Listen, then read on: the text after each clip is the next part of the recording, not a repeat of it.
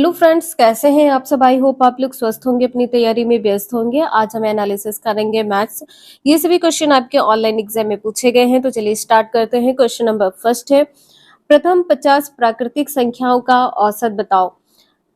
50 प्राकृतिक संख्याओं का औसत बताना है तो आप क्या करेंगे, 1 से 50 तक संख्याएं लिखेंगे। 1 से 50 तक आप संख्याएं लिखेंगे तो n तक की प्राकृतिक संख्या का जो सूत्र होता है n+1/2 होता है। आपको नहीं याद है तो आपको क्या करना है, प्रथम संख्या प्लस अंतिम संख्या बटे 2 कर देना है। ठीक है, प्रथम संख्या प्लस अंतिम संख्या, प्रथम संख्या प्लस अंतिम संख्या बटे में 2 कर देना है। प्रथम संख्या यहाँ पर 1 है, अंतिम संख्या 50 है। 50 और 1 51 हो जाएगा, 2 से भाग करेंगे तो 25.5 हो जाएगा। नेक्स्ट है संख्या 1 से 21 का औसत क्या होगा। 1 से 21 तक की आप संख्याएं लिखेंगे। अभी आपको बताया है कि प्रथम संख्या प्लस अंतिम संख्या बटे 2 कर देना है। प्रथम संख्या आपकी 1 है और अंतिम संख्या 21 है। 21 1 22 हो जाएगा, 22 बटे 2 करेंगे तो 11 हो जाएगा। इसे आप डायरेक्ट भी हल कर सकते हैं। 1 से 21 तक की आप संख्याएं लिखेंगे। जब 1 से 21 तक संख्याएं आप लिखेंगे तो यहाँ पर बीच में 10 और 11 होगा, तो 10 संख्याएं यहाँ पर आपके लेफ्ट निकल जाएंगी और 10 संख्याएं आपके राइट निकल जाएंगी, तो बीच में संख्या क्या बचेगी, 11।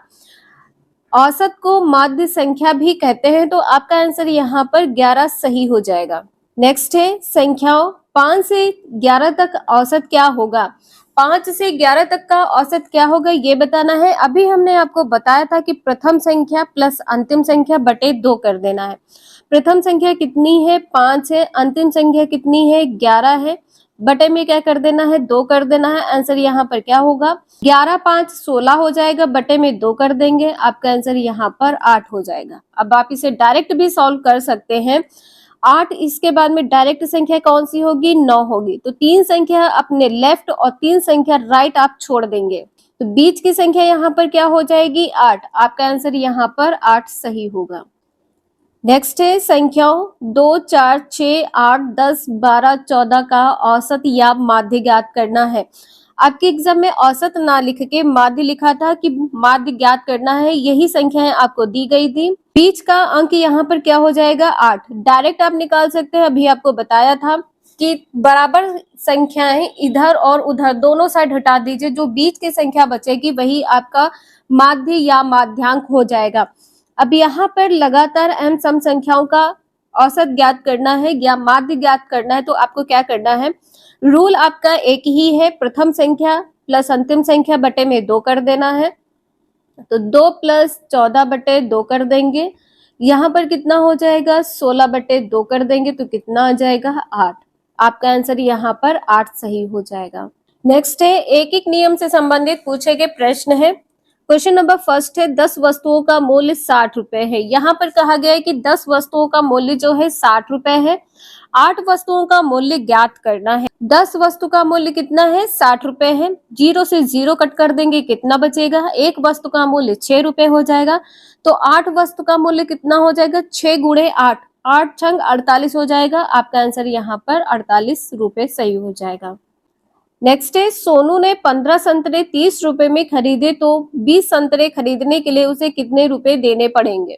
15 संतरे खरीदे हैं कितने रुपए में, 30 रुपए में, तो एक संतरे का मूल्य कितना हो जाएगा, 2 रुपए हो जाएगा, और 20 संतरे का मूल्य 2 × 20 हो जाएगा, 40। आंसर यहाँ पर आपका सही होगा।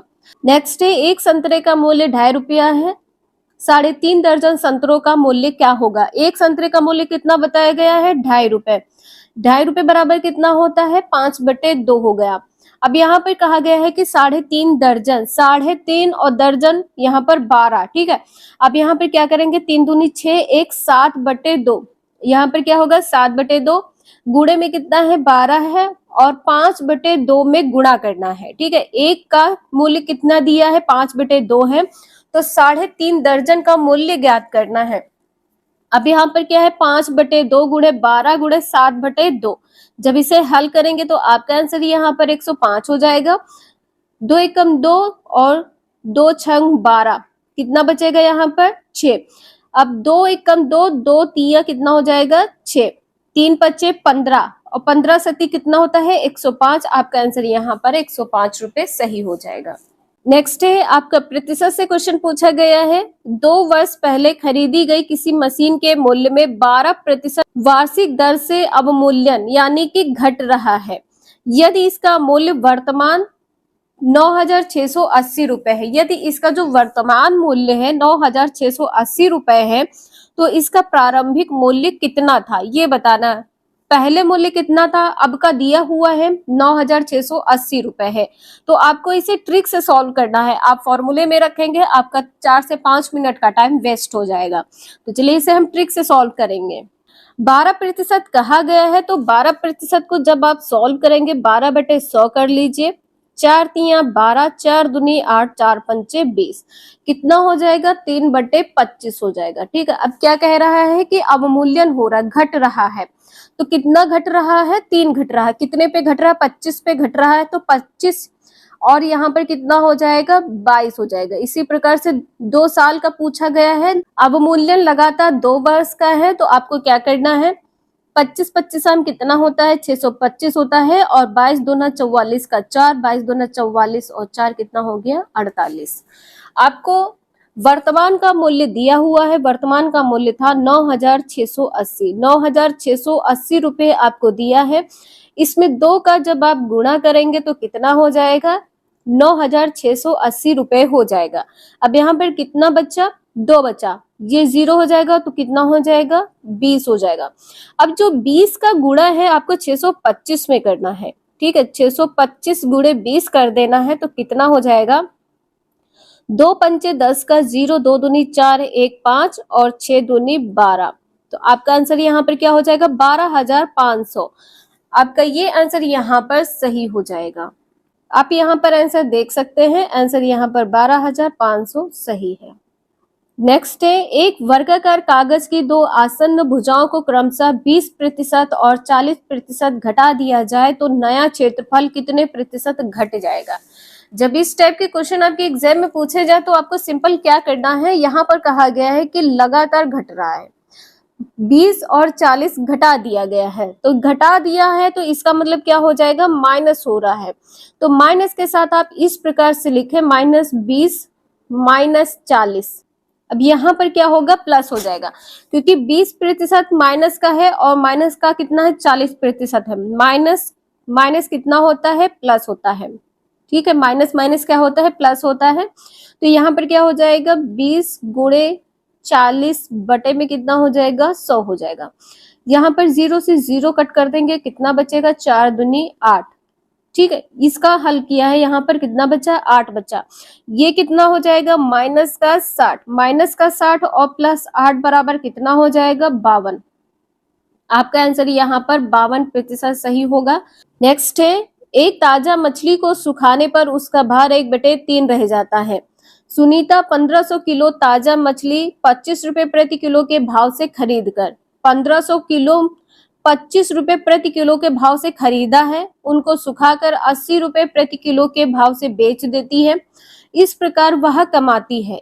तो 1500 किलो, 1500 का कितना हो जाएगा 1/3 500 हो जाएगा, कितना हो जाएगा 500 हो जाएगा। अब यहाँ पर कहा गया है कि 1500 किलो मछली कितने रुपए में खरीदा है 25 रुपए प्रति किलो, तो 1500 गुणे कितना हो जाएगा 25, 1500 गुणे कितना हो जाएगा 25, 25 पंचे कितना होता है 125, 12 बचा और 25 से कम 25 और 12 37, यहाँ पर 2 0 है। ठीक है, अब यहाँ पर कहा गया है इसको सुखाकर 80 रुपए प्रति किलो के भाव से बेच देती है। अब सुखाया है तो यहाँ पे सुखा दिया तो कितना बचा है 500 बचा है। मछली को सुखाने पर कितने किलोग्राम मछली बची है 500 किलोग्राम मछली बची है। इसको बेचा कितने में है 80 रुपए में बेचा है, तो यहाँ पर क्या हो जाएगा 500 गुणे 80 40,000 हो जाएगा। तो यहाँ पर लाभ आपका क्या होगा 40,000 से 37,500 निकाल देंगे जीरो यहाँ पे 2 जीरो आपके हो जाएंगे, 10 से 5 गया 5 बचेगा और यहाँ पर कितना है 9 बचेगा, 9 से 7 गया कितना बचा यहाँ पर 2, 2500 रुपए का लाभ होगा। ठीक है, 2500 रुपए का लाभ होगा। आपका आंसर यहाँ पर सही है। ये सभी क्वेश्चन आपके ऑनलाइन पेपर में पूछे गए हैं। वीडियो यूजफुल लगे लाइक करें, चैनल को सब्सक्राइब करें एंड शेयर करें। Thank you for watching this video.